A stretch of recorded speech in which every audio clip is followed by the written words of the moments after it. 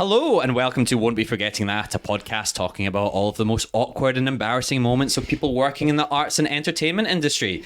I'm your podcast host, Seb Muirhead, and today we have a guest. They are a comedian, a writer, a podcaster, Mish Wittrup. Hey, thank you so much for having me. No, mate, thank you very much for coming on. Genuinely very appreciative. No, you're so welcome. So, as I just mentioned, this podcast is about all of the most awkward and embarrassing moments in the arts and entertainment industry, as my dog does come up and try and give you a little bit of affection. I kind of, no offense, this podcast is a great idea. Don't get me wrong. It's one of those really good, I wish I'd thought of that kind. Thank you so much.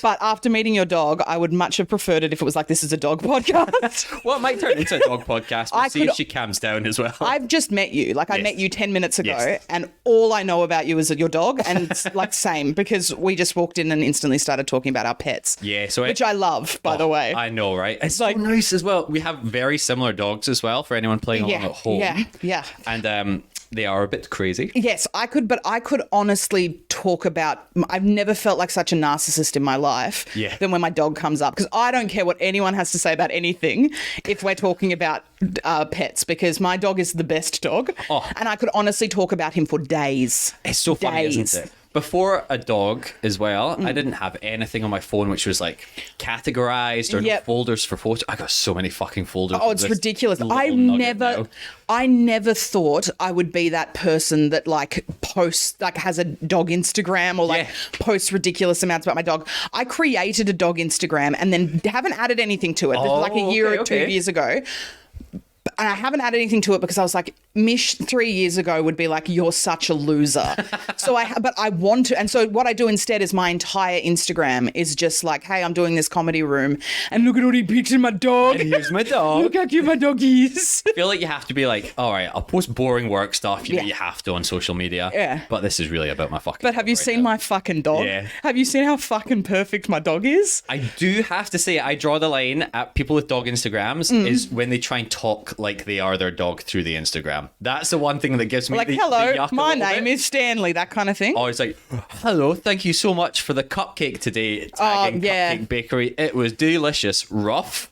Yeah, okay, that's mental. Yes, it is. But forgivable because they're dog people. Do you know what I mean? It's I feel like they've gone too deep. That's true. Each to their own. I'm not. If any dog podcasters want to come onto this podcast, I'm not saying anything against you, as my dog tries to escape the room now as well. You want to stay in here? That's all right. She'll stare at us for a little bit. But that's the one part where I'm kind of this is a little bit creepy. Yeah, no, that's fair. That's fair. Yeah, I've lost followers on Instagram because I've posted too much dog stuff. They're the kind of people that don't deserve to follow But you. I don't want your love. No, exactly. I don't. Why? Yeah, you joined me for the fun Auntie Donna content, and you're leaving because of my dog. I know, my right? dog. You prefer Broden to my dog? I know, right? Excuse me. That's if you prefer. Broden Kelly to a dog. There's something wrong with you. What the fuck is wrong with you, man? I'm going to have to pause this very quickly to let the dog out of the room as well. Oh, Elsie. Why are you like this? All right, come on then. You go now. Goodbye. Bye, Elsie. All right.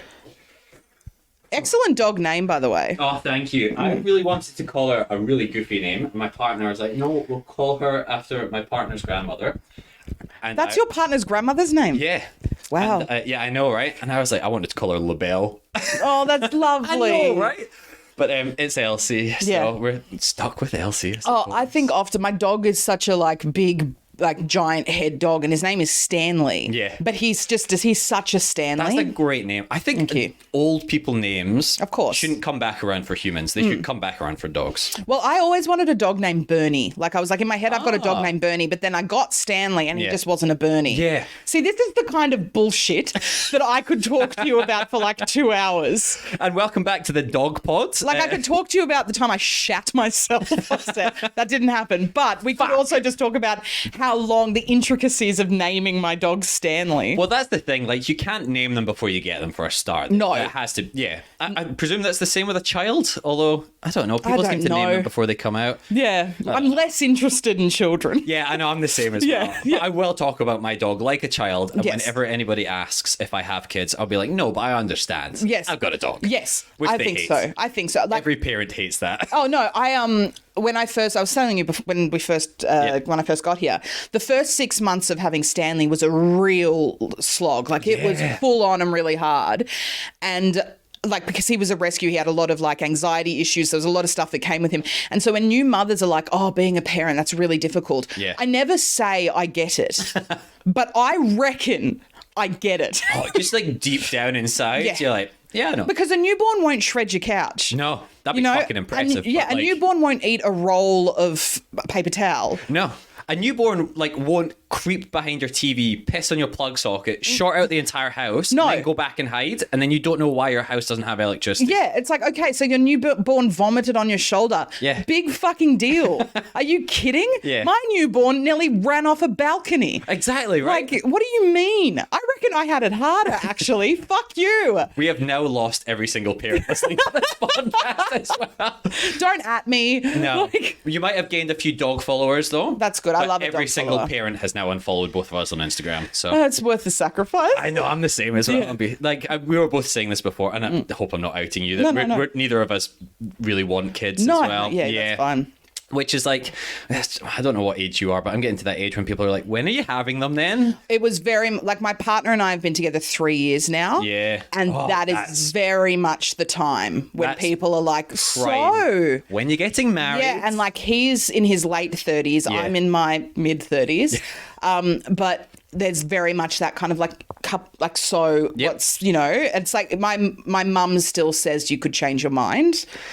Yeah, and his mum has just like gone, so when you have children, X, Y, and Z. And it's like, I don't know how to tell my mother-in-law that she's got a grandkid from her other kid, but I'm like, she's not getting any more from us. Yeah.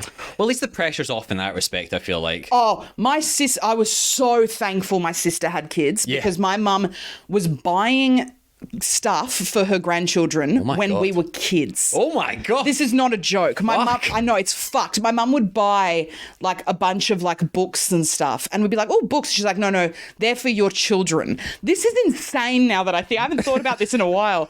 But like when we were like in our early teens, she would buy children's books, like classic, really good classic, children's books and being like, oh, no, these are for my grandchildren. Wow. And then, so she always wanted to be a grandmother. And then my sister went and had a son, which was excellent. And we're like, oh, thank God she's got one. Then my sister decided to have a second, but got pregnant with twins. So now my mum has 3 grandchildren and I'm in the fucking clear. Yeah. If anything, my mum doesn't want any more because there's too many birthdays and too many presents and looking after people and whatever. Good on your sister, honestly. I was so thankful. I never loved her more than she gave my mum like too many grandchildren. I know like parents always put pressure on their kids to do well and whatever, but like as an early teenager, so like early teens being like, you're going to have kids and here's all the stuff for them is so much fucking pressure. It was so full on. And I don't think I ever really I never dreamed of having children. Yeah. You know, when like, you're I don't know, teenage girls anyway, often think about like motherhood. Yeah. And I just never really did. Like it was never really on the cards for me. And then like, again, once I got Stanley and he was such a handful and he still is a handful, I'm obsessed with him. It's just like, that's the amount of love I can give to something. Yeah. And what I love is that even when he was a puppy, I could go have lunch for 2 hours. You can just leave them in the house. I can leave him Can't do there. that to babies. Yeah. Yeah. In fairness, he did shred my couch, but you can't leave a baby. Yeah. Like the baby's not going to shred the couch. The baby's going to have other problems. Yeah, but yeah, exactly. You can replace a couch. And I've just, that's enough for me. Yep. That being said, like, I've all respect for mothers. I love kids. I'm absolutely obsessed with being an auntie. Yeah. But it's just not for me. No, I'm exactly the same. Yeah. I'm more than happy to take my nephews. Yeah. Like, I've got nephews-in-law or whatever they're called that like live out in the countryside. They'll come down to Melbourne and be like, I'll show you Melbourne. And then they're old enough now as well and be like, you can just sit down and play PlayStation. Sit by myself for a little movie, bit. Yeah. Which is perfect. But like, amazing. Actually having to keep them alive is fucking terrifying. Yeah. But anyway, sorry, moving on from our dog and child podcast, which I think might be the first ever on the internet as well. No, there's none of those. No, but sorry, awkward and embarrassing things. Yes. So we were talking about just before we started recording as well. You do have your own far superior podcast that you host with your friend Zachary Ruane. Yeah, I would hardly call it superior. In my books, it is. But no, we've just done a lot of episodes. Yeah.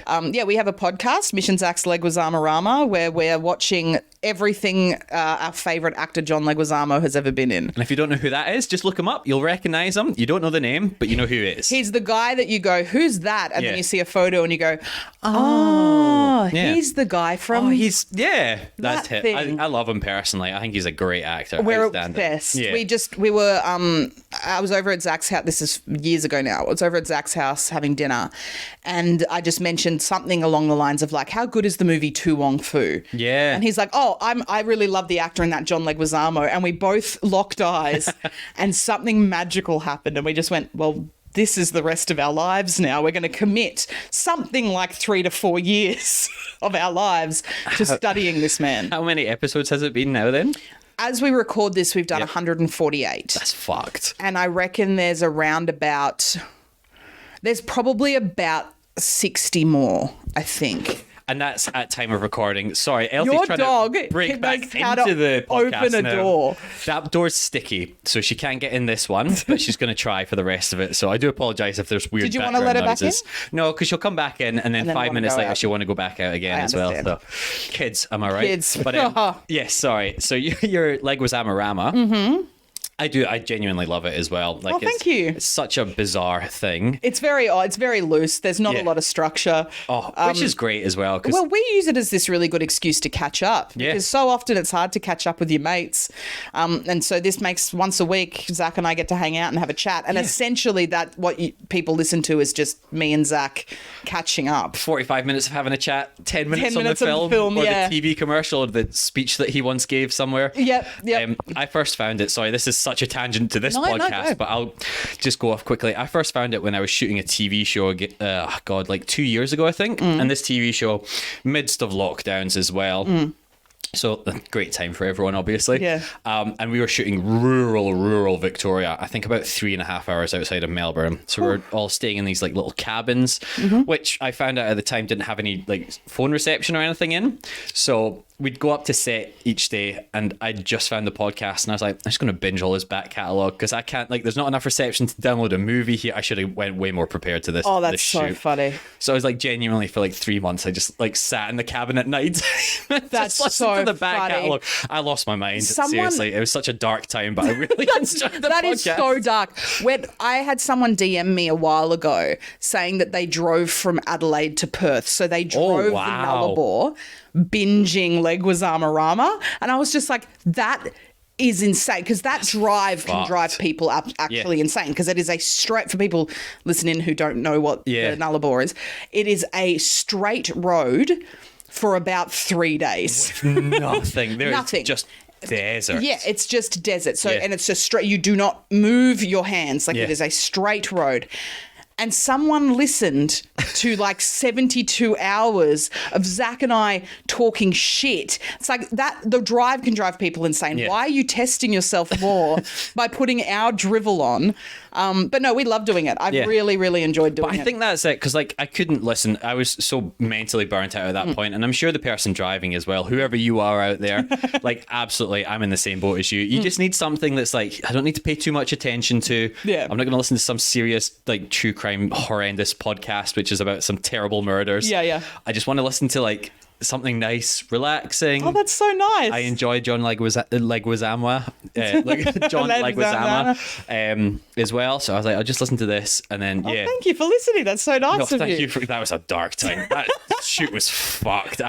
Everybody had such a bad time. It was in regional Victoria. Yeah, I don't want to mention where it was in case the people that made the show listen, but But I did a tour once of a theatre show. It was a regional tour through Victoria and New South Wales. yeah.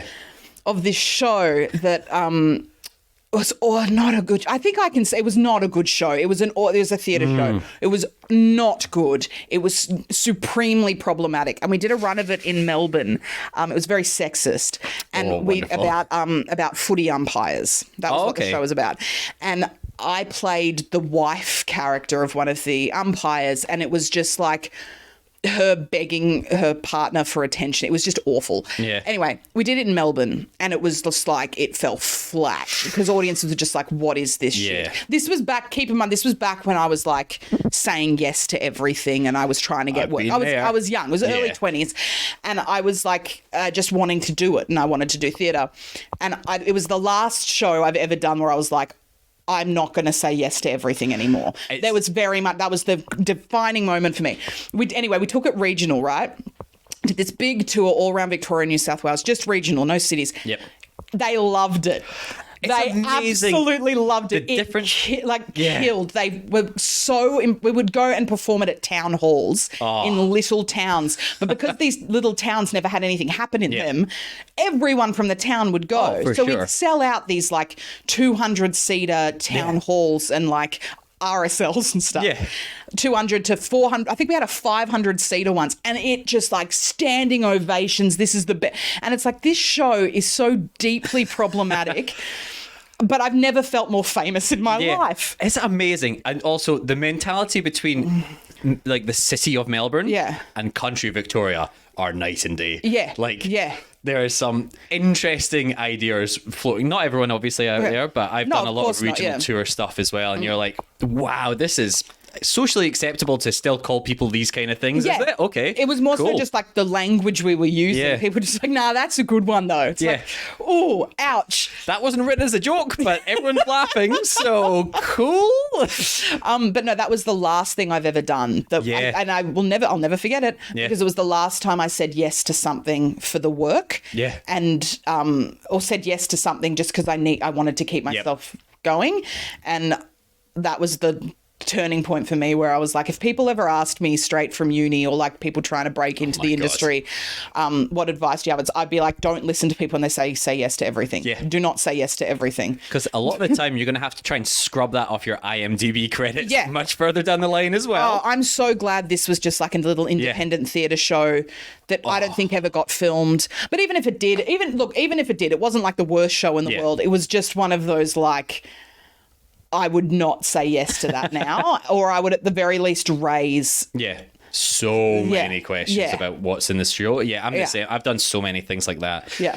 And again, it's a weird thing saying it's nice to do something like that because that's the tipping point. Mm-hmm. But it's very important to like be like, okay, I don't need to do everything now. No. If some very odd man reaches out to me on the internet through some of these illustrious casting websites that we have in Australia, I don't have to instantly say yes. I can be like, okay, what is this? Yeah. Who's working on this? It's very easy for me to say now that I can kind of, to a degree, have like a bit of choice in like, I don't need to do that. I can always do this instead.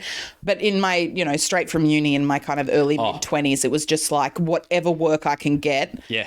I'm just going to say yes to. It's also that I think every actor or performer lives in like a low level fear of never working again as well. Oh, and especially when you come out of acting school. You went to acting school yourself, didn't you? In Ballarat, in a regional Victoria town. Fed you, or whatever it's called now. When I went there, it was Ballarat University Arts Academy, and now it's Federation University. Yeah.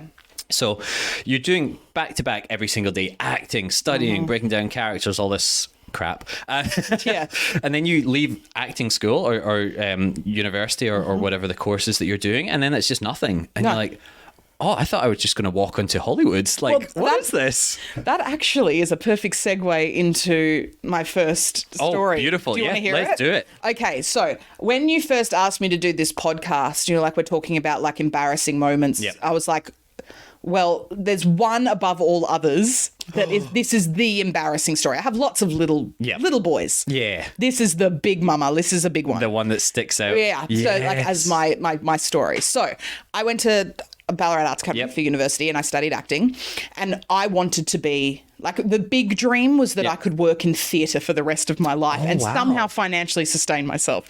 Which that is a dream. That is a dream, like the most. It's just such a fantasy, but that's what I wanted. Was I wanted to work on stage, and even now it's like I'm always working to kind of be able to do stage. Yeah, stuff, awesome. Right? And I knew that I wanted to do comedy. Like I loved doing comedy, but at that point it was just like, well, if I was kind of falsely taught, I suppose, at uni that if you want to do comedy or comedy acting, you have to do drama. You have to do everything, right? And I was like, cool. So I was trying to get dramatic work. I was trying to get any work I could get. And I got an agent, which was great. But the agent kept sending me stuff for musicals. And I can't sing or dance. So I was going to, so when we graduated, it was like say yes to everything. So I was going to like about 4 auditions a week, 4 to 5 a week, working like low-level retail, selling like cardigans. And it was just like, it was hell. Like, and I was living in a shit share house, great housemates, shit house, just trying to get work and like making myself available constantly, going audition. I could not get a gig. I couldn't get one.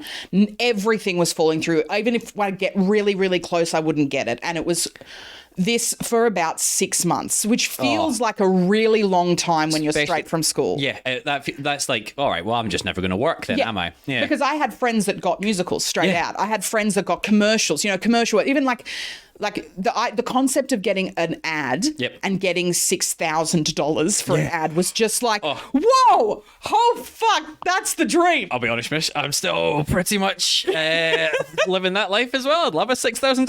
Oh, yeah, don't get me wrong. If anyone out there is wanting to cast me at a $6,000, please. $6,000 is a lot of money to me. Oh my God, yes. Scoring a $6,000 ad out of acting school was like... Oh, that's the dream. That's the dream. Yeah. You made it. Like, I can't believe you got that Mazda. Yeah. Right?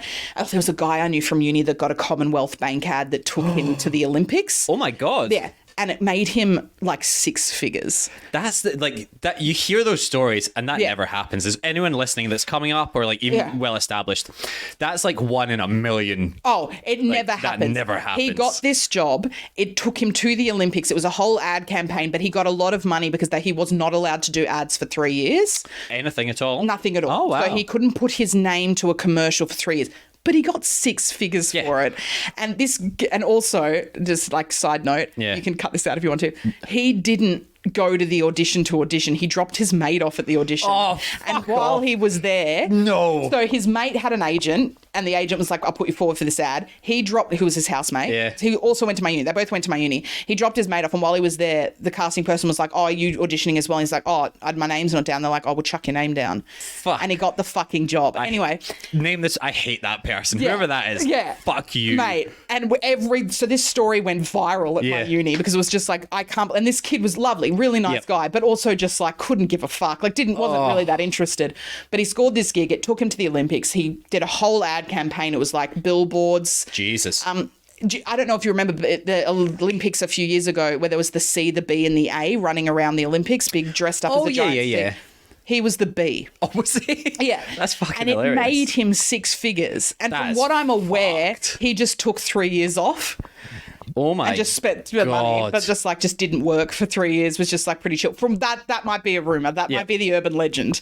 But anyway. No, but I love that. I love that story. So we're going to stick with that one. Oh, so, it was just like, I can't believe he got that kind of money. And it's not even like, but that's what all you wanted was to get an ad. Oh, you wanted to be able to pay your bills and rent. Oh my God! Right? Yeah. And so anyway, I was auditioning for everything. We're talking short films. We're talking student films. Oh. Unpaid and paid work, everything, right? And I could not get a gig. And I was getting to the point of like, am I going to do teaching? Because I don't think I can get anything. And it was, even though 6 months isn't that long, but straight from uni, you feel it in your gut that you're just going to fail at this. Yeah, again, you've come from just doing it back to back every single day and then just nothing. Yeah. And it's terrifying. Terrifying. I hated it. And then I get a call one day, and it's from the manager of this band. Okay. That saw my photo and was like, okay, so we're doing a music video. Right. And I was like, okay, amazing. They're like, we're pretty sure we want you based on what we've seen. But I've just got a couple of questions. Yep. Can you dance? And I was like, yes. Now, again, I was just like, say yes to everything you can learn. They're like, can you dance? Classic. We just need a beginner to intermediate level. I was like, absolutely. I can't dance to save my life. I'm shocking, right? And I was like, yep, absolutely. They're like, no worries. Come on in and like, we want to hire you. Yep. It's $100 for the day. Oh. Now, I'd never made a cent from anything. And I was just like, absolutely. I think I was so happy. I went and I was living with Sam Lingham at the time, who's part of Auntie Donna, and I think I burst into his room like, I've got a And he's like, oh my God, that's great. Anyway, I was so excited and I went to this set. All I knew about it was that it was a music video that required me to do a beginner to intermediate level dance. So you hadn't met them at all before you... Had not met them at all. This that's some red flags for anyone listening as well. Massive, right? They told me the name of the band, which I'm not going to disclose because I don't want to... We can find that out after the podcast. They told me the name of the band. They said that it was a rock metal band. Okay. I looked them up. They were a legit band. They had... Okay, so less likely to get murdered when you turn up. Yeah, they had like, you know, this was back in the days of YouTube. Other social medias weren't as massive.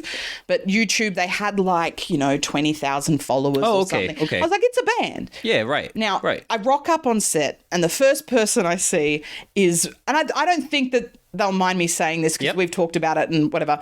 I see Ruben K. Oh, the cabaret artist, right? I see Ruben. I've never met Ruben. Okay. This is before Ruben K was Ruben K. Oh my God, Ruben K is everywhere. If you could stop being so famous and talented and just phenomenal person. Disgusting. Please come on the podcast. But my God, yeah. I love Ruben. If you can get Ruben on, like one of the nicest people in the industry that I've also heard that as well, yeah. Lovely, right? I see Ruben and they're dressed to the nines behind this bar. It's there ready to do the shoot. And I'm like, cool. And I walk in and it's at this old bar in Thornbury in Melbourne. Oh, yep. And I walk in and there's the band and they're sitting at this little table just smoking cigarettes inside and like drinking beers at like 9 a.m. And I was like, okay, wow, that's rock. That's like admittedly what like 1980s rockers would do. So. Yeah. Okay. And they put me up in front, in front of them, and they just go to the band, this is the dancer. And they look at me and they're like, yeah, all right, what kind of dancing do you do? And I'm like, well, I did like a bit of jazz and a bit of tap and a bit of contemporary at uni. At uni, it's always... I was like, so I can do like beginner's level jazz. I can keep a beat. I was like, I can do beginner's level jazz and contemporary. And they were like, that's not really the kind of dancing that we're looking for. Can you do sexy? And I was like, yeah, I can do sexy. And then they were like, so I'm a bigger girl, right? Yeah. I had not met these people before the shoot. There was no makeup or hair trials, nothing. So they take me out the back to try and find an outfit that I can wear. Yeah. And they end up putting me in this like little German milkmaid outfit, right? Like a lederhosen style? Yep. Oh my. Really tight, very short. I've never done it. $100, by the way. Yeah. And they squeeze me into this thing. And then they bring in the other people so like I'm like the kind of primary dancer, me and two other girls, and then there's about 15 extras, right? Shit. And they bring in all these other people and they're dressing them up in these just obscenely sexy outfits. And I'm like, what is this shoot? Yeah. Like, I'm like, I didn't ask any questions. I just said yes because I wanted the money. And I wanted the credit, right? Oh, of course, yeah. It wasn't the $100, believe me, even though back then $100 was a lot. $100 now, it's still quite a lot of money. With you. It's still not bad. So they dress us all up and they put us on stage and they start playing the track. Okay. And they're just like, dance. Oh my God. So we all just had to dance with each other for like 2 hours while the camera just went around. Holy shit. But they kept saying stuff like thrust and shimmy and stuff like that. But they'd kind of gone, okay, so this girl can't dance, which was me. And I was like, no. They're like, okay, so play the comedy of it. That's fine. So they made it really funny. But then they cleared everybody off the stage, right? Okay. Except me. And they're like, all right, so this is, and the band were really nice, actually, all high as kites. And at this point, it's like mid-afternoon. And they're like, cool, so we're going to get you to do this bit with this goat. And they bring in a real goat. Oh my God. Like a real goat. Holy shit. And they put the goat on stage. And they just were like, can you dance around the goat? And there's so many questions. It was just the most odd, and it was the crew, which was made up of maybe 3 or 4 guys. Oh, of course. And this band of, again, really, really nice guys, but just kind of sitting there watching me. As I, for about 45 minutes, while this goat just stood, I think it took a shit, but I was just in this little lederhosen, tight, boobs out, like big hair, lots of makeup, just dancing around this goat. Now, the shoot itself went from 9 till 9, so 12 hours. That's so fucking long. 12 hours. I got $100 at the end of it. Oh, so like $3 an hour. Yeah. Afterwards, I went to a pub with couple of members of the band Yep. and had a beer with them, and that was very nice. And that like they made a bit of a career for themselves, which is very good. Okay. But then the music video came out, and I'm in it. I'm there. Okay. But there's not the me and the goat part isn't in it. Oh my! The goat is in it, and I am in it doing separate stuff. But I did that for no fucking reason, and it was one of those like.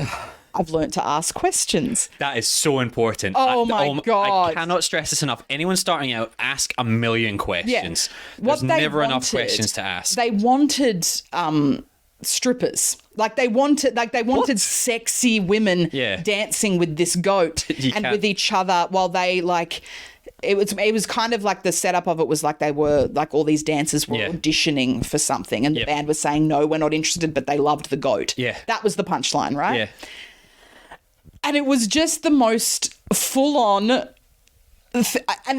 was my first gig out of uni, was dancing in a really, really like revealing, tiny little tight, sexy number with a goat. And for $100.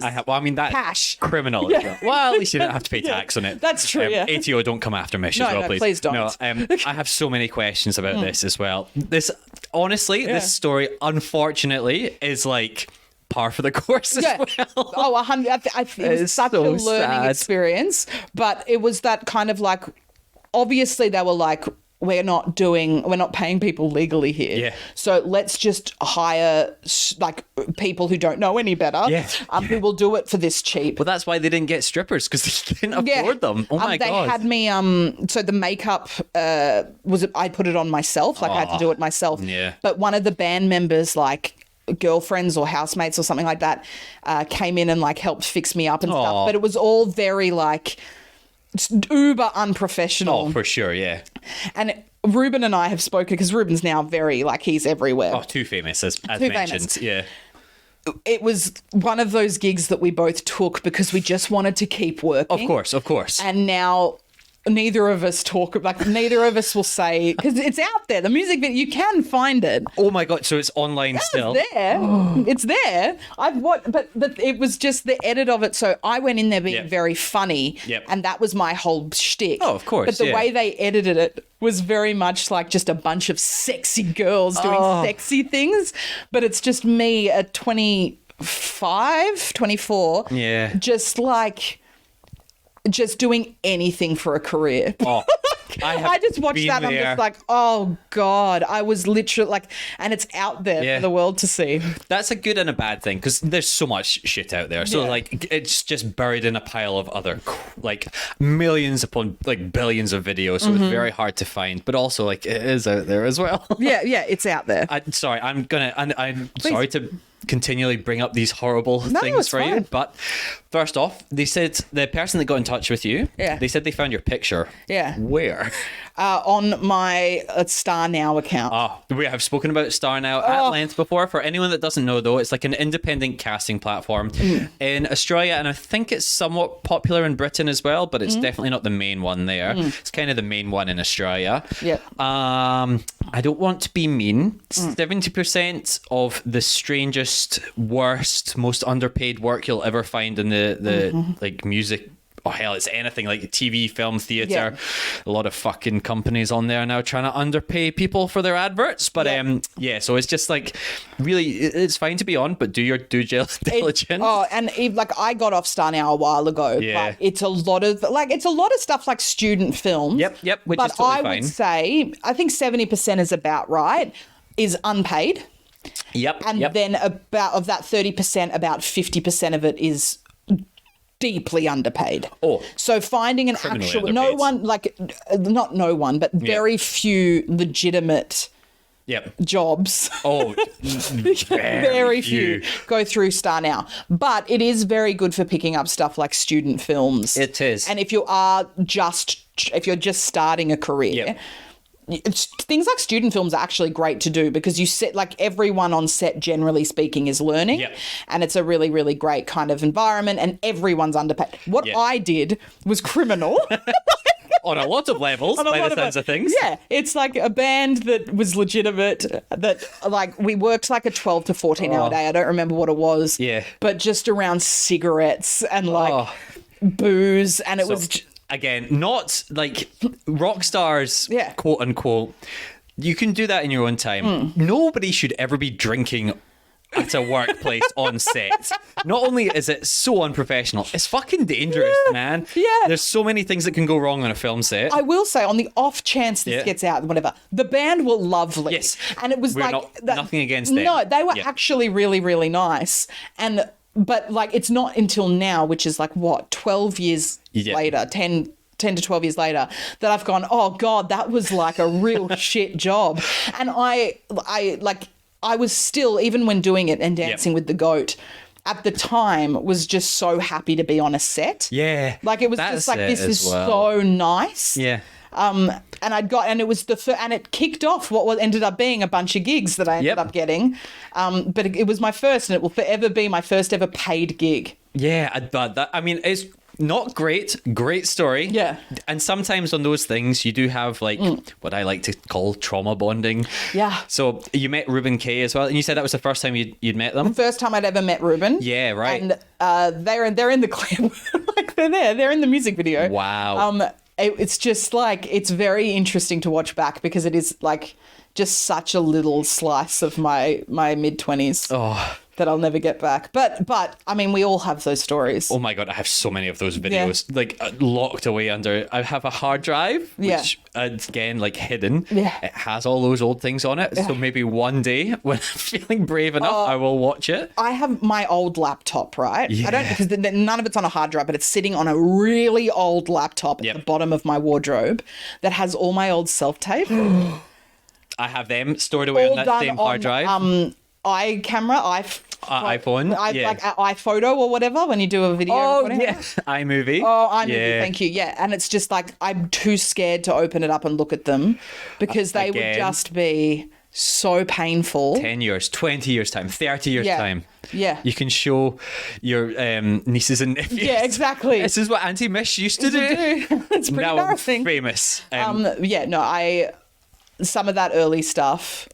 But no, actually, the older I get, the more I kind of find it endearing. Me too. I'm the same, which I think is good from a personal growth level, like as a human being, and then as an actor or performer level as well, because like, I used to be dog shit. Yeah. Now I'm slightly less dog shit. Yeah, 100%, without a doubt. Friends of the show that we've had on previously as well, Pernell Marsden and Gregory Kelly, they actually have a night that they put on every now and again for all their friends, and everyone brings along the worst stuff they've ever done, and everyone watches it all together, which I have loved ever since they told me that. That's so funny. I know, and I'm gearing up to do one of them when I've got a few friends that are back in the country, so I can only recommend saving that music video for then, unless you've showed some of your friends, and everyone would bring along their worst stuff. No, I think Ruben told a mutual friend of ours, who then sent it to me once, and then very occasionally, we're talking once every 18 months, resends it to me. No context, just know it, just so you know, I know. So they've got blackmail. Like they've got legitimate proper blackmail. Yeah, good on them. Yeah. That's great. Yeah, they're going to use that. Also, to keep going back to this video as well, I'm sorry, I love it. I hate it, but I love it. Please. That bit with the goat as well. Again, a friend of the show, Annie Louie, has had a similar experience where did a student film, very like close coming out of like acting school or whatever it was, and did a student short film. And basically just wore schoolgirl outfits and was filmed very close up eating biscuits for a long time. Never saw the release of it, but I feel in the similar vein of you dancing with a goat, it's just on some creep's hard drive somewhere. Someone's, that's such a good point. Yeah. That me solo dancing with a goat. So much footage of it as well, by the sounds thing. 45 minutes. So long. It was 45 minutes. Yeah. And that is somewhere. Yeah. And it's just someone's. And it's like, you, like, for yourself and for myself and anyone else that works in like TV or film, so much footage does not get used that is recorded. Yeah. And there's just so much of you just out there. Yeah. Completely on like somebody's hard drive that sometimes you've maybe even never met. Yeah. And you're like, there's so much. You've had Ben Russell on weird before stuff. as well, I have, yes. All right, I love Ben. Ben once said to me, and I've never forgotten, it's like, he said, if you can think about it, there's someone who's jerking off to it. I know, right? And it's like, oh God, I've just realized that in the wrong hands, someone's masturbating to that. I'm so sorry. I do not mean to laugh. No, that's fine. It's like, all right. I mean, all right, but like, I don't know whether to feel bad or good about this. Like, I'm oddly okay with it. yeah, It's like, hey, I would look, be as well. I'll be honest with you. We're all in this because we love a bit of validation. Exactly. And that's just a little bit of extra That's validation. the ultimate validation. Yeah. Please do not do that though. No, But no, you don't. Please don't. I'm not asking you to try. I'm saying that if it comes naturally yeah, to you, exactly. that's fine.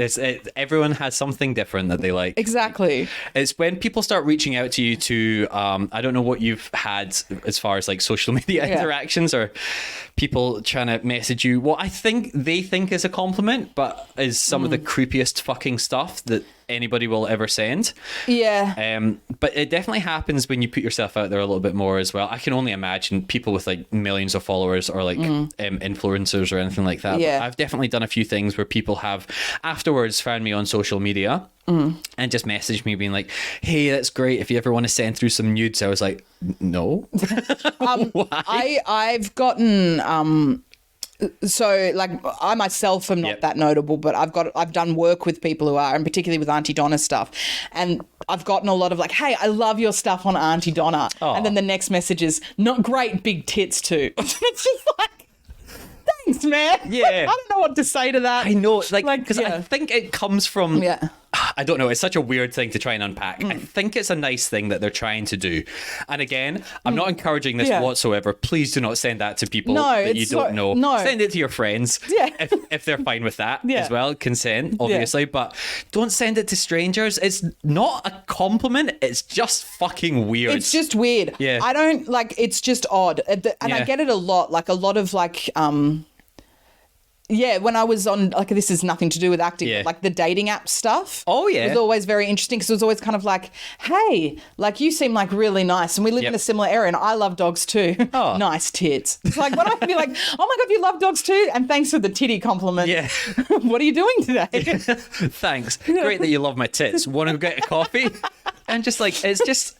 And I think it's just, I don't know, I cannot unpack what people think, what they think they're doing when they send that kind of stuff, but I don't know. And it's like the dating app. Generally speaking, though, I've been pretty lucky. Oh, okay. I get usually very, very, especially through the podcast, it's usually really lovely stuff. That's nice. But then every once in a while, one in your requested Instagram DMs. Those requests. There's just a couple of like, I've gotten a couple of dicks. Yep. Oh. Yeah. A couple of dicks. And it's just like, I don't know, like, what, I don't know what they want me to do with that. Like, again, it's nice that thing, dick. Like, I'm not going to, like, thank you. Like, you've got a dick? I don't. Like, congrats. Congratulations on your penis.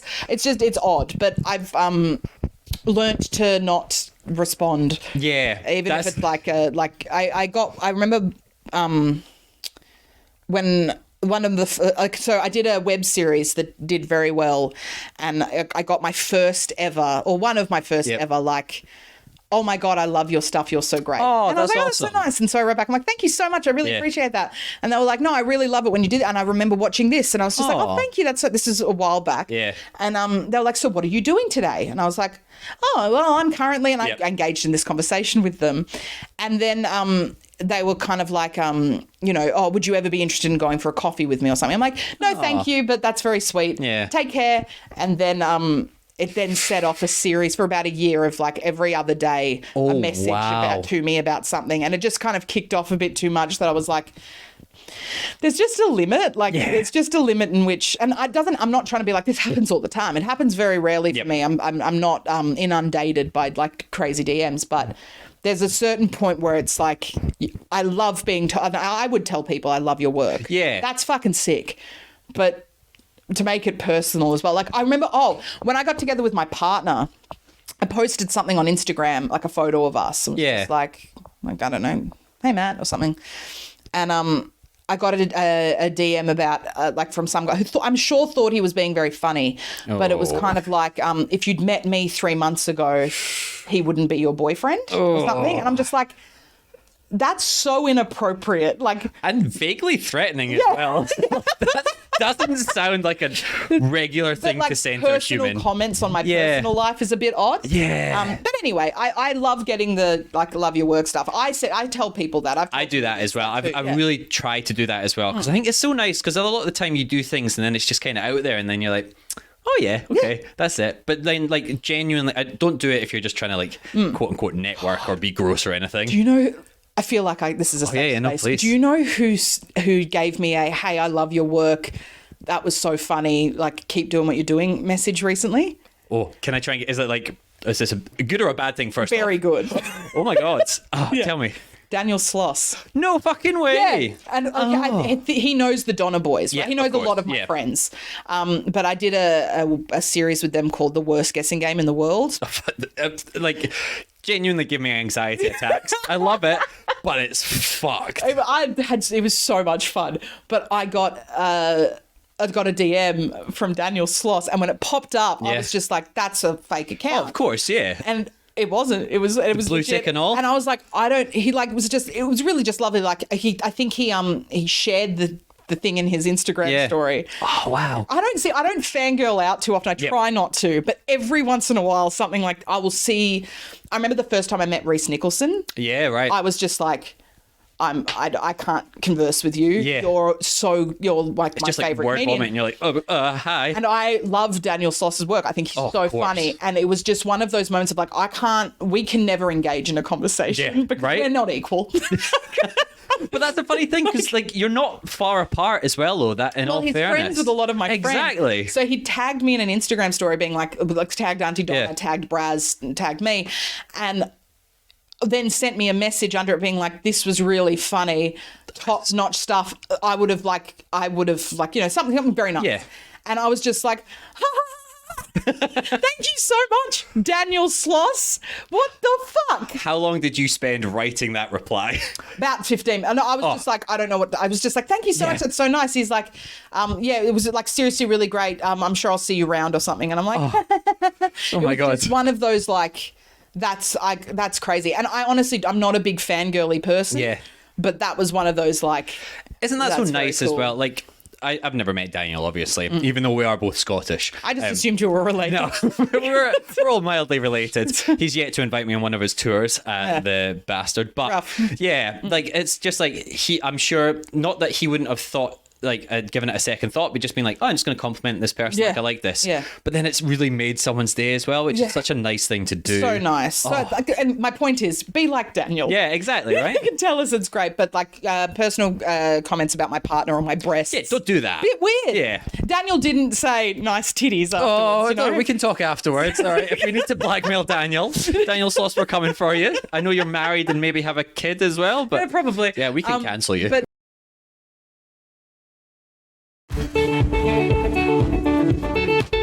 hello. Now, before we get into our next story, I've got to tell you the main reason why I'm able to fumble through my awkward and embarrassing day-to-day occasions. Coffee.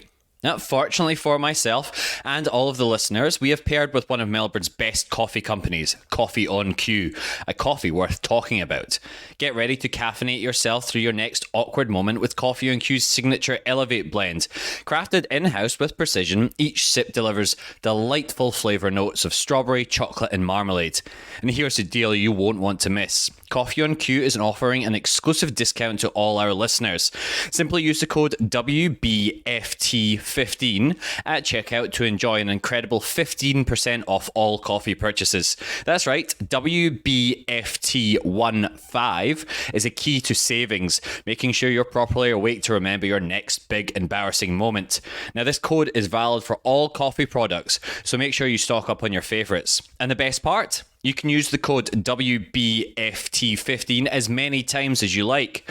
So don't miss out on the opportunity to enjoy the finest coffee Melbourne has to offer. Simply visit Coffee on Q, and that's QCUE.com.au, and enter the discount code WBFT15 at checkout to unlock 15% off your next coffee order.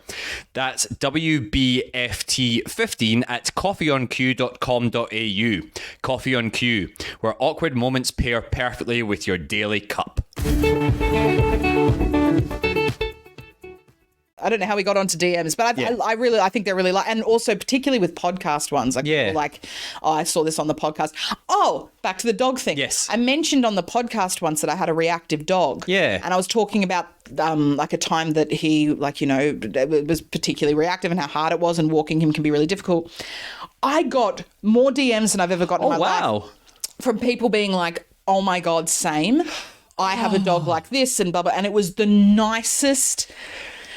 Honestly, it was so lovely to just have all these people be like, I get it. Like, I'm the same. It's so difficult. Like, I remember someone wrote to me and they're like, I have a German Shepherd that, like, hates cats and, like, would kill a cat. And I'm just constantly scared. And I was like, oh, my God, I get it. And it's like, our dogs aren't bad. We're obsessed with our dogs, but they're just like so barky. And our dogs are the ones that are like pulling on the leash when you see a person across the street. Like, they can't control their dog. No. I'm that person. I'm the same as well, unfortunately. And it's so nice. That was wonderful. Yeah. See, that's what social media and being able to reach out to people you don't know should be used for. Yeah. Don't send dick pics.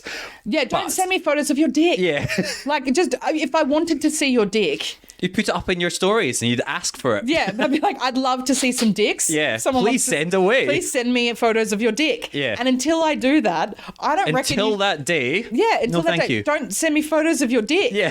And I reckon, I'm almost positive, no guarantee, but I don't think I'll ever want to see your dick. Yeah, I mean, never say never in life, but like of course, the 99% a lot can sure. happen, but I'm so, like, if you're thinking, I reckon Mish is the kind of person who'd want to see my dick. She keeps saying that she doesn't want to see it, but I'm that one person she wants to see. You're not. You're not the one. Yeah. I reckon she might want to see my dick.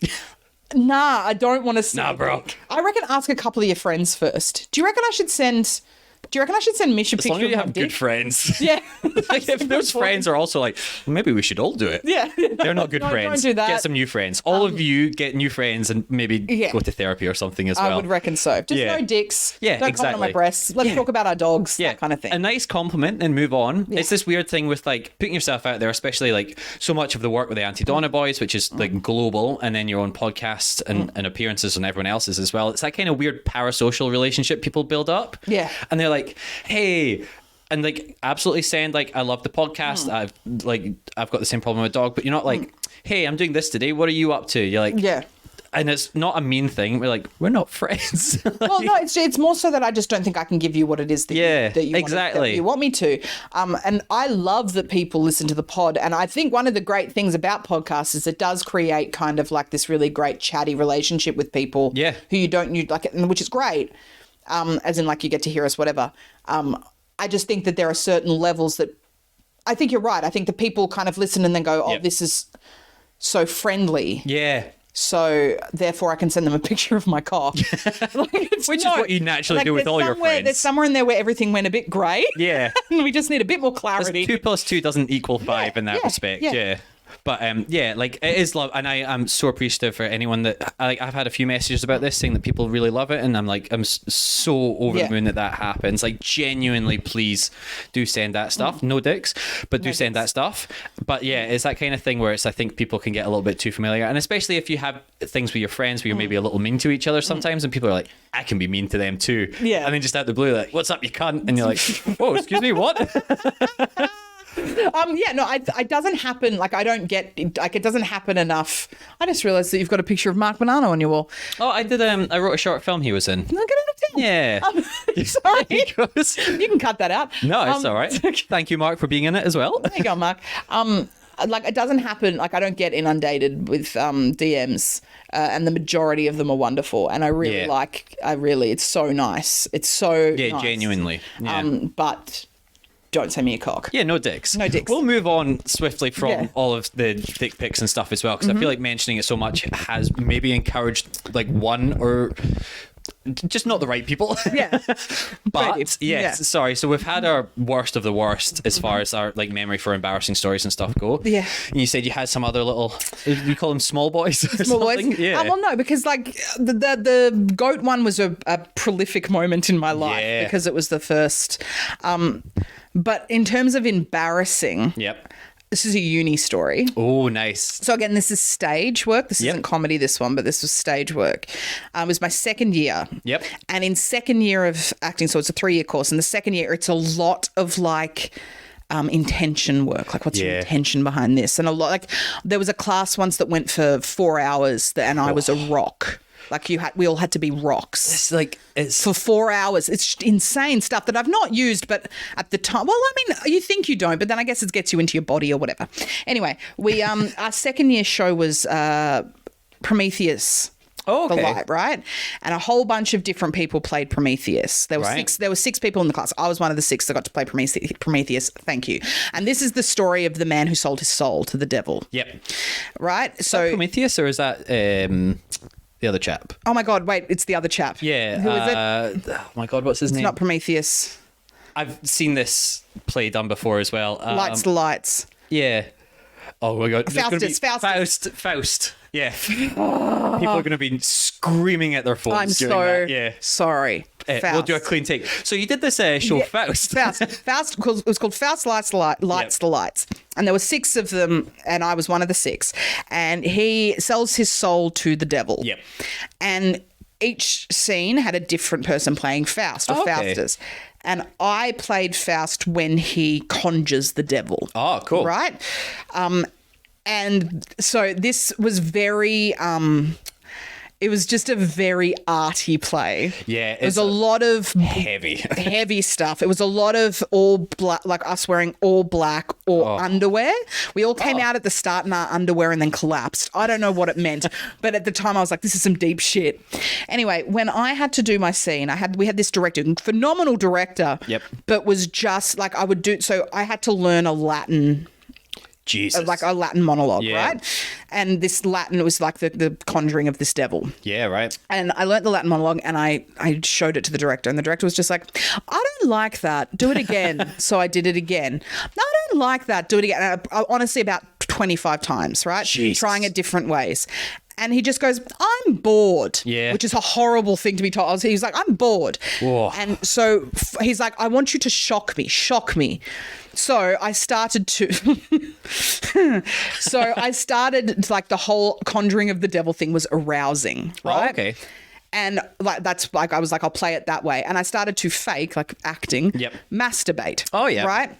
And then he just went, well, that was brilliant. And I was like, okay. And he's like, that's how you're going to do it. Oh, wow. I was like, righto. So for this show, my second year show, it was me masturbating in a school dress. Oh, that's... I don't know. Why was I in a school uniform? That adds some layers. Yeah. I was in a school uniform, just mazzing, screaming Latin, right? Oh, probably really badly. And having a maz. Latin. And now the show was done in Ballarat, at the theatre in Ballarat. Yep. And it was all great. It was great. We had a matinee. Now, matinees are usually for families, right? So it's usually for families. Oh, okay. People who work evenings in Ballarat. Of course. Or... Golden oldies. Golden oldies. And not only was it a couple of golden oldies, but the entire nursing home, about 20, 80-plus-year-olds came to a matinee performance of Faust Lights the Lights. Okay. Because they heard Faust and went, oh, yes. Oh, yeah, I know Faust. Yeah, I know this story. Brilliant. Faust is as old as time. And this theatre only seated about maybe 100. Oh, and a little black box theatre, so you can see all the audience. Exactly what it's called, the black box. You can see the audience, and all the lights were up. It was me centre stage, and they put all the oldies in the front few rows so they could see properly. Oh, and I'm talking 80 plus. We're talking, there were a couple of hungies in there, right? So that might have been the last show they ever saw. Yeah. Oh. I go out there and I just look, and I'm like, oh God, and I proceeded to masturbate in front of, and when I say it was not well received, it was the look on their faces was just pure shock, disgust. They hated me. They hated me for what I was doing. How dare they? And not only that, but I was screaming Latin, of course, incorrectly, I'm sure. Yeah. Like, I didn't have anyone helping me learn they were all Latin. around when Latin was spoken day to day. Yeah, that's exactly right.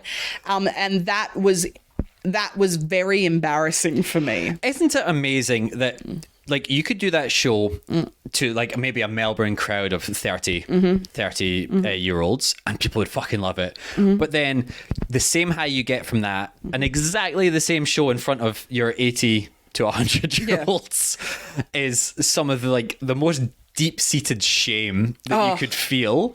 But it's the same thing. It was something that was constructed to keep a 30-something-year-old director of students entertained because everything was boring him. And he was unsurprisingly. great. Yeah, unsurprisingly, but he was great.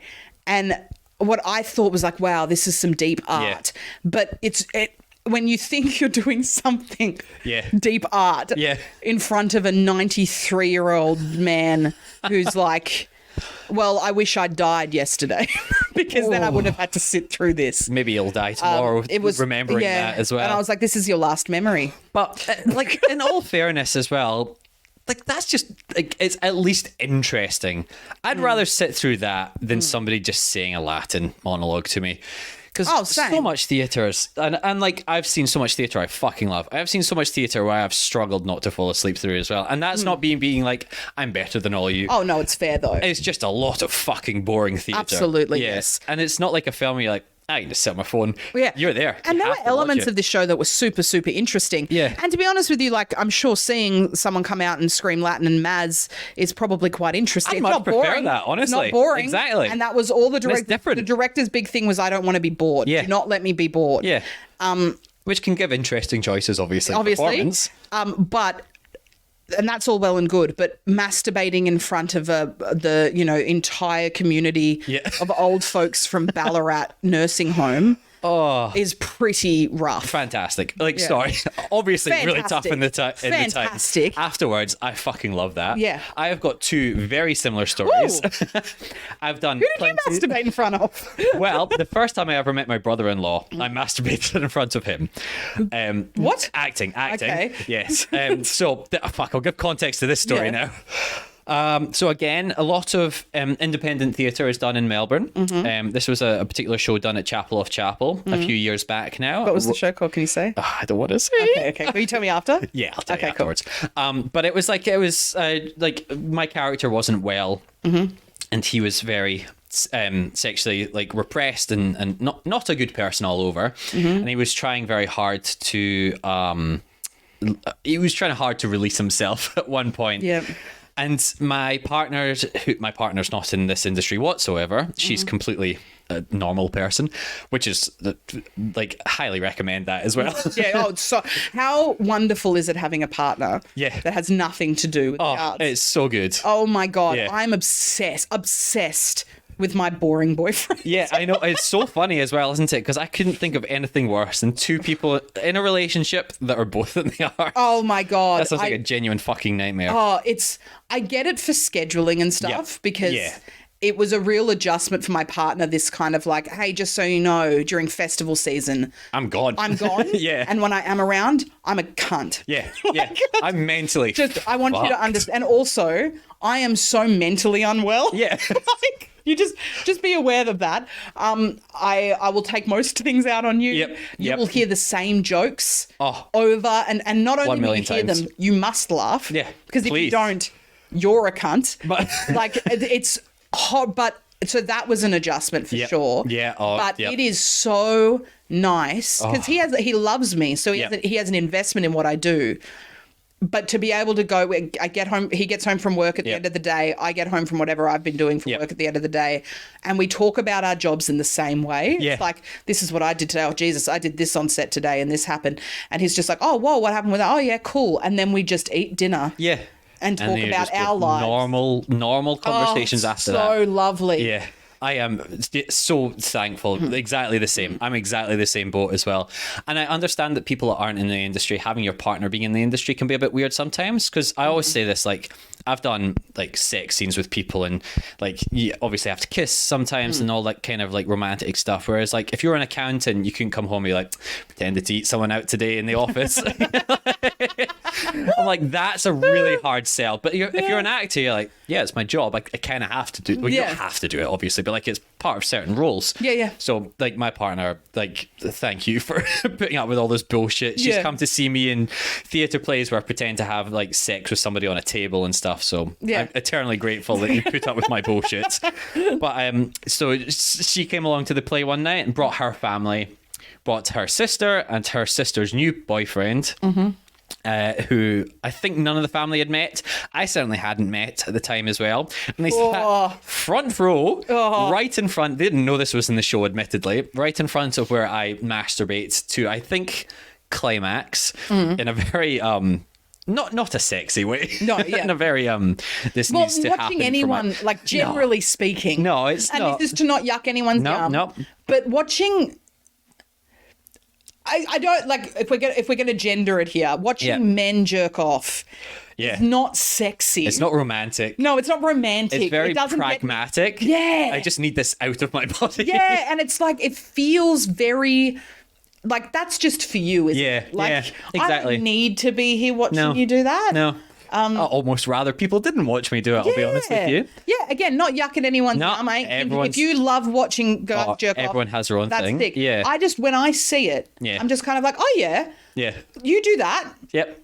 I feel like that's a for you thing. The face is never good. Oh no, it's face is just like, even if it's like it's just a face you pull in private. Yeah, you know what I mean. And it's never like a sexy thing they show in the movies. It's like this needs to be done as fast as possible. Yeah. Yeah, and then the shame, the overwhelming shame that comes afterwards. Yeah. But so that was the first time I'd ever met my my brother-in-law, who since my partner's sister and him have got married and they have a kid together. So it's a very interesting way to first meet them. Oh, yeah. And then another one as well where I did Adelaide Fringe, must have been 2 years ago now, or maybe last year. I can't quite remember anymore, I'll be honest with you.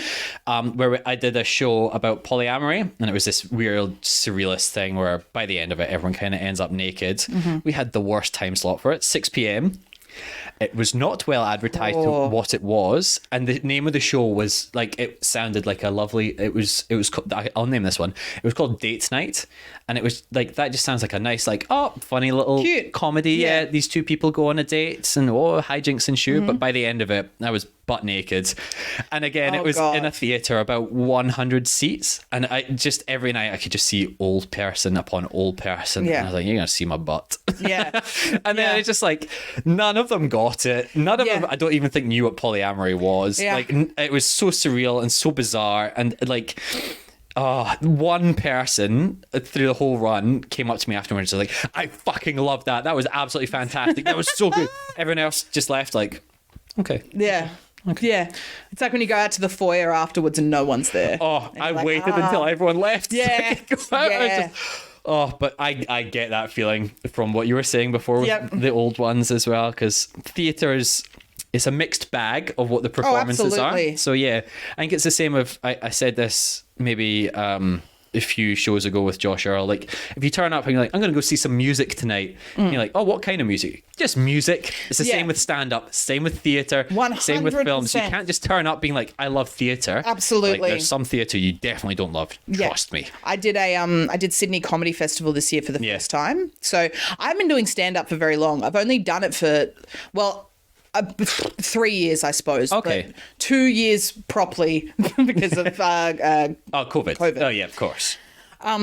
So I've been doing it for very long. So I did my first ever Sydney Comedy Festival. Yep. And I had the 6 o'clock slot. Right. So what I ended up getting was, because I got like with my Melbourne shows, often the people who come kind of know what they're going to get because they either know me from the podcast, they've seen me done and stuff. Yeah. In Sydney, I don't have a lot, like a base there, really, not huge. Yeah. And so it was a lot of people who didn't know who I was who go to see the 6 o'clock show because they're waiting for the 7:30 one. Does that make sense? Okay, yep. So whoever's on at 7:30 tends to be your big names, and a lot of people would rock up early. It's like, well, let's go see something before the 7:30 That's show. Nice, at least. So they come along, but it was a lot of 50, 60-year-old couples, right, who had just gone for a lovely night at comedy. Yes. And much like, we just want to go see some comedy. Yep. And the show I did in Sydney was about like a lot about dating and sex, and like a lot of like I do a whole story about pegging. Yeah, right. And they didn't know what pegging meant. Trying to explain that is... And it's like, that's 15 minutes of my show. Wow, it's an intricate joke. It's not just one joke, like, shove it up your ass. Like, I'm better than that. That's the gist of it. But that is the gist, really. Yeah. And that can sustain 15 minutes. Yeah. And it's like, I can't cut this. No. Because I need this because it was a storytelling show. I need this for the trajectory of the show. And it was just me talking about, sticking something up my ex-boyfriend's ass to a bunch of people who are like, I don't know you and don't want to know that about you. Yeah, isn't that amazing? But it's like they wanted comedy. Yep. And they got comedy, but it isn't their comedy. Yeah, they wanted jazz and they saw pop. You know what I mean? Like, it's just, Isn't that amazing as well? Like, as soon as something like that, you're like, I don't have the time or the wherewithal to explain what this is to you, but this is a quarter of the show, so strap in. Strap on. And I'm very, like, if you speak to someone like Annie Louie, which you have, Annie's old hat, she's been doing this for she's so good, right? She has done every kind of audience. Oh, yeah. She can work any room. Annie is like, going to see Annie do live comedy is a real treat because she's just so good at going, okay, this is the room I've got. I'm still learning. Yeah. So I get into a room and I see a bunch of people that aren't my quote unquote target audience. I hate that phrase. Yeah, of course. But I'm like, I'm still learning how to work with those people. So if I've got a pegging joke and I'm saying it to a bunch of 60-year-olds who don't know what pegging is, who don't know who I am, and who just aren't feeling me at all, I'm still learning how to work on that. Yeah, exactly. It's really difficult. And you don't have the backup to like swap in and out things as well. Yeah. Annie, again, been doing it a million years, like 100 different avenues she can take with jokes. Yeah, she's so good. Yeah, whereas if you don't have the arsenal, you're like, alrighty. Yeah. Well. I'm still learning. I'm such a baby when it comes to stand up. And I look at people like Annie and I'm like, she could just work a room. Yeah, right. But if I get a room, if I've written... if I've written a pop song and I get a room full of jazz listeners, I'm struggling because I'm still learning. Whereas Annie can make it jazzy. Yeah, exactly. It's right. very just good. Yeah. Seamlessly flow between. Yeah. Should have just put a QR code out the front. Just make. If you want to understand a quarter of this show, scan this. Yeah, and just a wiki page on pegging. Yeah, exactly, right? Just Google, and it's just Google saying pegging. And then they'll get the gist of it. They might not need to explore it anymore if they don't want to. Yeah, perfect. Maybe you've found somebody's yum, though. Yeah. Some of those couples are like, all right, well, I like where this is going. Maybe you have, reignited a few relationships, but... Fingers crossed. At least they fucking know what it is. Yeah. So we'll start wrapping up now. Do you have any other stories that you want to quick fire off? Okay, I'll tell this one really, really quick. Yes, please do. So I've definitely bombed in comedy rooms, and it's not that bad. Yep. That's a big thing. And I'm sure you get that from a lot of people. But all stand-ups are like, it happens. Like, it's just it's just part of it. I was petrified of it, absolutely petrified of going into a room and not having people laugh. It was really, really scary. And I remember, do you know Charlie Lewin? Yes. So I remember having a conversation very early on in my stand-up because I was doing sketch before that. I was writing. I was doing other comedy. Yep. And I was certainly, I was doing work with comedians who had already established themselves, which was great. But I'd never done my own stuff. And I just started off in stand-up by myself. And I was so scared. And I remember I was about to do a room. And Charlie, I was on set for a film, and Charlie was there too. And Charlie was like, "Oh, I'm so tired. I did a room last night." I'm like, "Oh my God, how did it go? I'm doing my first room in like a month or something." And he was like, "Yeah, no, it was all right. There were 3 people there. Wow. They hated me. They hated the stuff." I'm like, "Oh my God, are you okay?" I was like, "Are you all right?" And he's like, "Yeah." And I was like, "But that would be so hard." And he's like, he's like, "It's fine, and you need it, and it happens, and it's like, it's not an issue." And I was like, "Oh God." And so I did my first ever room, and I did good. Nice. And I was like, "Okay, that's fine." And then I did my second ever room, which was a small room. It was a 50-seater. Okay. And got a couple of No. But for all intents and purposes, bombed, right? Yep. And it was fine. I was like, it's actually okay. I like it's great because you're learning what's working and you're learning whatever. And I was like, I'm fine. I can do this. Went to Sydney Comedy Festival. So I'd bombed a couple of times in different rooms, trying new materials, just part of the gig. Not an issue. Yep. I went to Sydney Comedy Festival and I booked a big room. It's the biggest room I've ever performed to. Oh, like shit. Ever. And I'm talking, so Comedy Festival, I did 100 seaters or 80 seaters. Fine. Not an issue. I'd done a bunch of 100, like pretty much 50 to 100 seats is what I can kind of do. I got this room in Sydney to do a set for a 350 seater.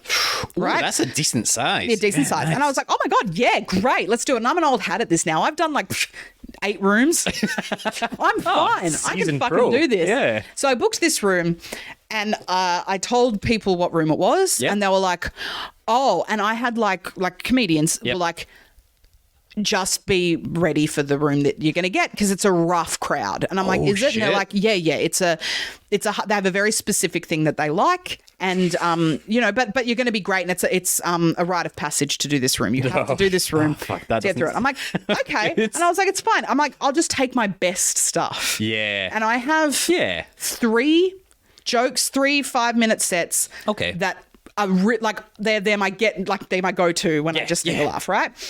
And I was like, I'll just do those. It's a 10-minute bit. I got a 10-minute spot. I'm good. So I get the lineup sent to me, and it's like very, very well-known male comedians, right? I'm like, great. I'm like, cool. Some of them I haven't met, and it's like some I have. I'm like, cool.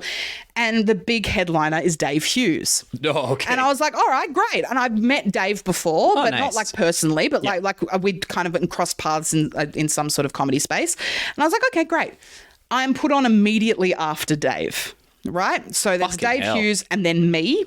And pre-Dave Hughes was 3 very well-known male comedians. Jeez. And I'm listening backstage. So no, two really well-known male comedians, Dave Hughes, then me. Yep.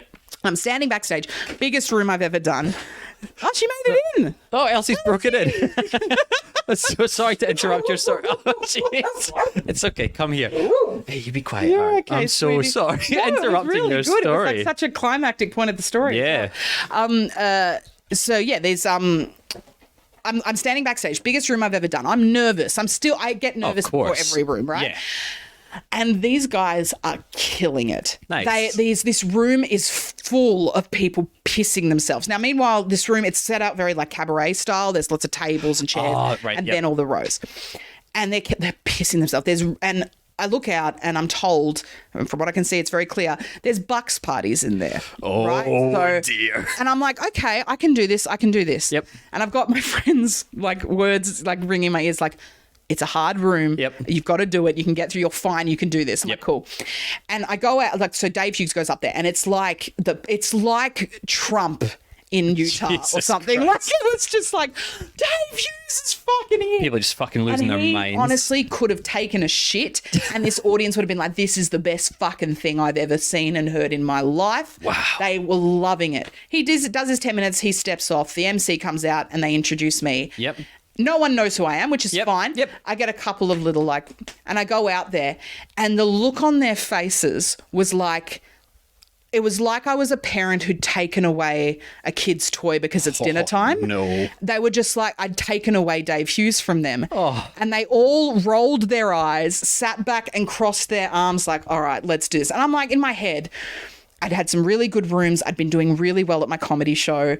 And I was like, and this crowd was warm. They loved these people before me. I'm like, I can do this. So I get up, like, I'll show you, and proceeded to talk at these people for 10 minutes like a bad lecturer at uni. They just wanted nothing to do with me. Fuck, that's brutal. I got like audible sighs, like, this bitch. They hated me.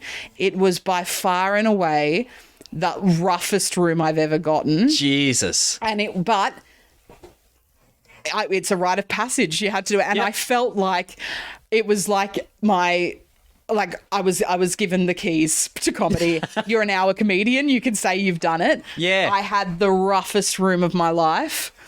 And it's fine. Yeah. It's fine. It wasn't the end of the world. No, yeah, it that's was so like, good. And I mean, not good, obviously. My comedy, generally speaking, is storytelling. Yep. So it's long. It's a build. Yeah. And when you're trying to build something with people that are just not interested in the construction audibly at all, yawning inside. Yeah, it's just like the punchline doesn't hit. Yep. It was the longest 10 minutes of my life, and I got off stage, and Dave Hughes was there, and he goes, "Bloody great job, it was so sweet." And I was like, "That was the worst." I was like, "That was not great." And he's like, no, it was good. And I was like, he's like, "It's a rough crowd tonight." I'm like, they were sucking your dick. Yeah. What do you mean it's a rough crowd tonight? They love you. Yeah. They love you more than your wife. They love you, man. What the fuck? But again, like, jazz and pop, hey? I'm sorry, Elsie is just consistently trying to get us to play with our tennis ball now. Slightly overshadowing the story.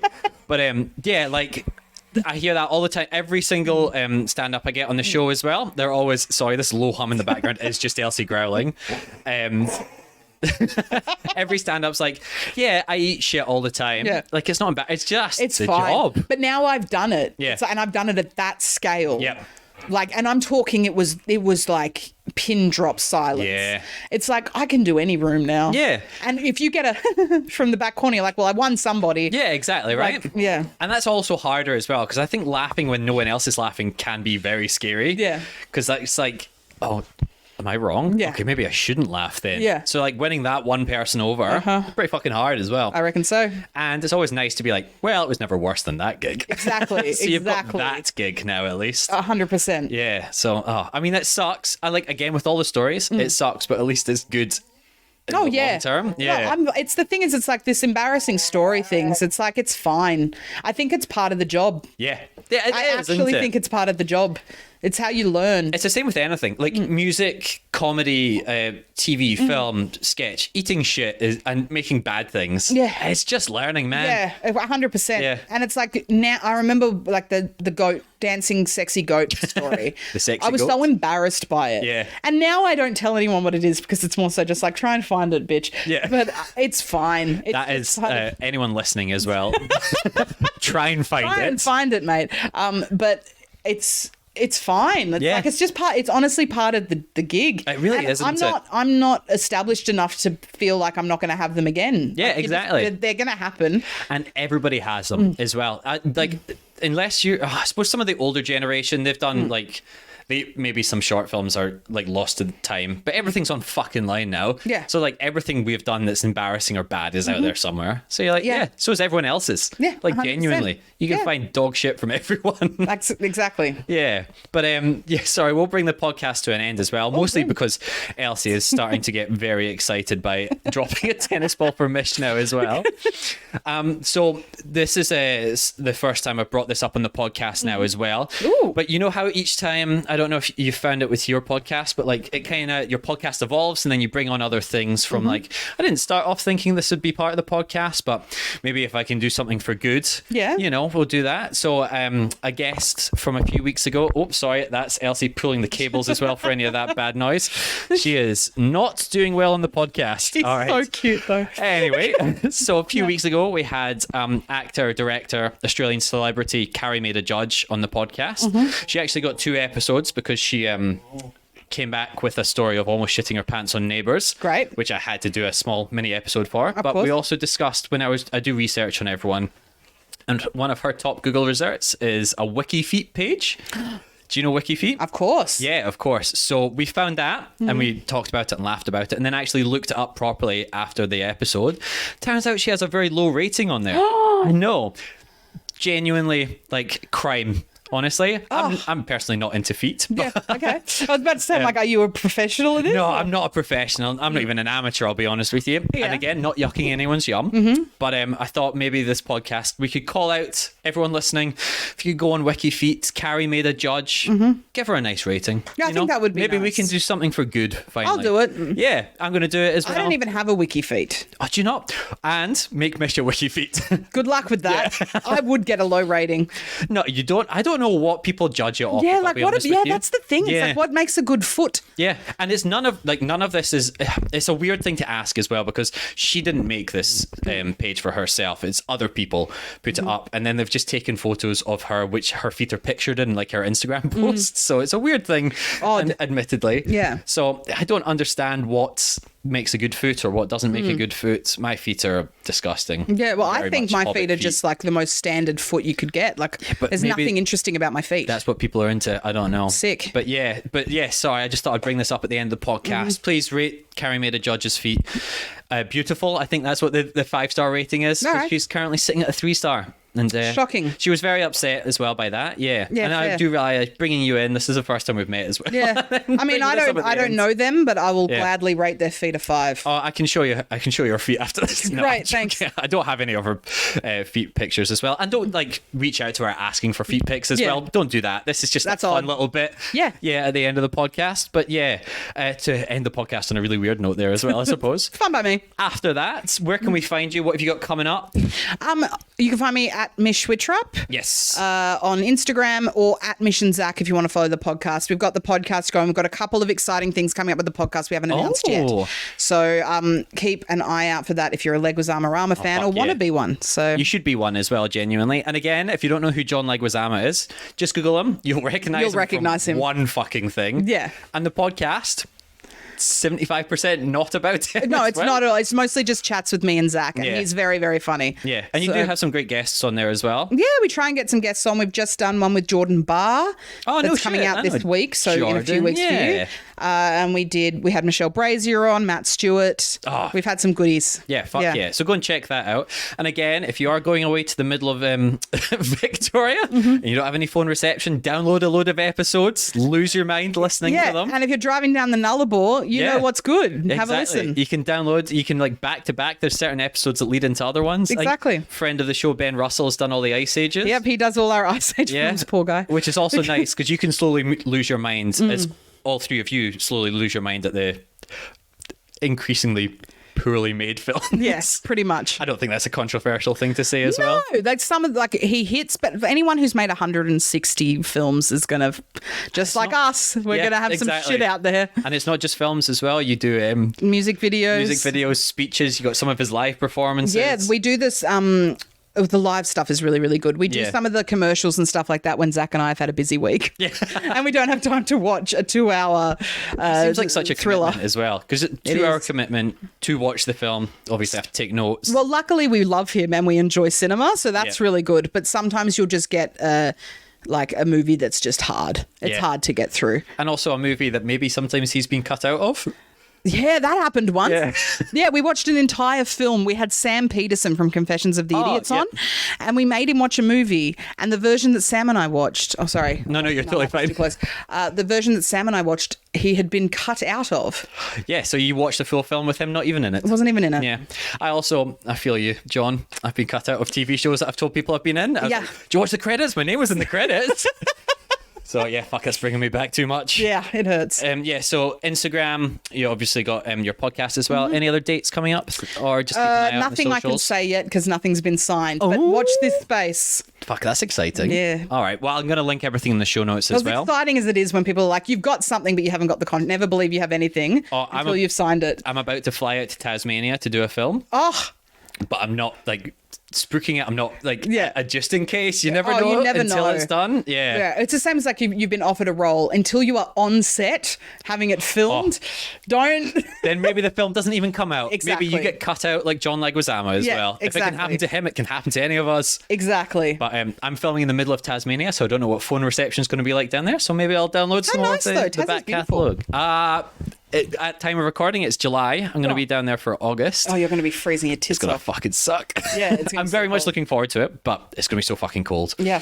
Yeah, anyway, but the same as every week, you can find Won't Be Forgetting That pod across most of the social media platforms. You can find myself, Seb Muirhead, Muirhead, across Instagram and YouTube, and maybe Threads. I don't know if you joined Threads, have you? God, not really. No, me neither. No. I think I've got three threads on there. Yeah, same, I think. I'm not a Twitter Threads kind of person. Me neither. You get the Instagram pictures from me. Yeah. And a TikTok every 3 months that's not great. I had to delete TikTok. I was losing my life to that thing. Oh, I'm right there with you. Yeah, it's bad. Yeah. So I don't think I'm on TikTok anymore. Don't look it up regardless. I may or may not still be on Threads by the time of this releasing. But yeah, if you did enjoy the episode as well, I really would appreciate if you subscribe, if you rated 5 stars, write a little review as well. Tell a friend. I find that always helps. But yeah, once again, Mish, thank you very much for coming on. Thank you so much for having me. This was great.